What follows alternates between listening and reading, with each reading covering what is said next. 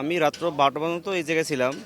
কালকে থেকেই আমাদের বেশিরভাগ দক্ষিণাঞ্চলের লোক, বরিশালের লোকগুলো তারা বিভিন্নভাবে যাতায়াত করতেছে, আপনার পরিবহন আসতেছে এবং লঞ্চে তারা আসা শুরু করছে। ইনশাল্লাহ আমাদের 3টার আগে আমাদের মাঠ ফিল আপ হয়ে যাবে। রাত্র থেকে অনেক লোক এসেছে এবং 6:30 পর থেকেও দেখতেছি ক্রমান্বয়ে লোকজন আসতেছে এবং আমাদেরও কেন্দ্র থেকে নির্দেশনা হচ্ছে যে সুশৃঙ্খলভাবে আসবে। বিভিন্ন জায়গাতে আমাদের শৃঙ্খলা বাহিনী দেওয়া আছে যাতে করে কোনো ধরনের উচ্ছৃঙ্খলতা না হয় এবং আমাদের এটা যেন সুশৃঙ্খলভাবে সুন্দরভাবে আমরা যেন আমাদের আজকের দিনের সারাদিনের কার্যক্রমটা শেষ করতে পারি।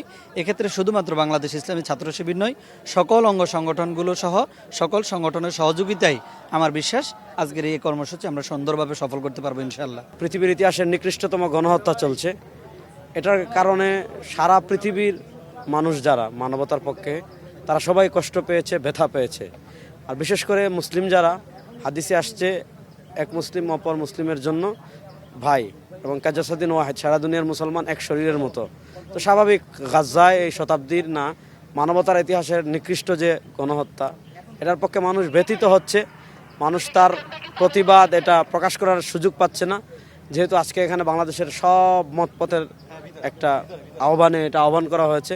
এজন্য বাংলাদেশের ইতিহাসের সবচেয়ে বড় গণজমায়েত আজকে হবে ইনশাআল্লাহ, এবং সবাই ঐক্যবদ্ধভাবে আসতেছে।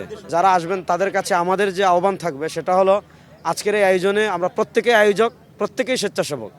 এজন্য আমরা যারাই আসব আমরা যথেষ্ট সুশৃঙ্খল রেখে, যেহেতু আমরা আমাদের মাজলুম ভাইদের পক্ষে দাঁড়াবো, আমরা যথেষ্ট সুশৃঙ্খলার সাথে আসব এবং হৃদয়ে ব্যথা, দরদ এবং মাজলুমের প্রতি ভালোবাসা নিয়ে আসব। এটা তো শান্তির পক্ষের একটি সমাবেশ।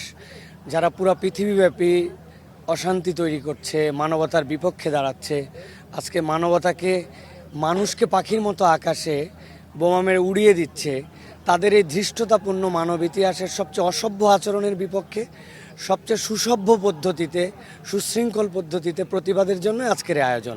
সুতরাং বলার অপেক্ষা রাখে না যেখানে শান্তি, শৃঙ্খলা, নিয়মতান্ত্রিকতা এবং সবচেয়ে সুসংহত এবং আমরা বলবো যে আইনের প্রতি শ্রদ্ধা রেখে যে সমাবেশগুলি, তার একটি আজকে অনুষ্ঠিত হচ্ছে।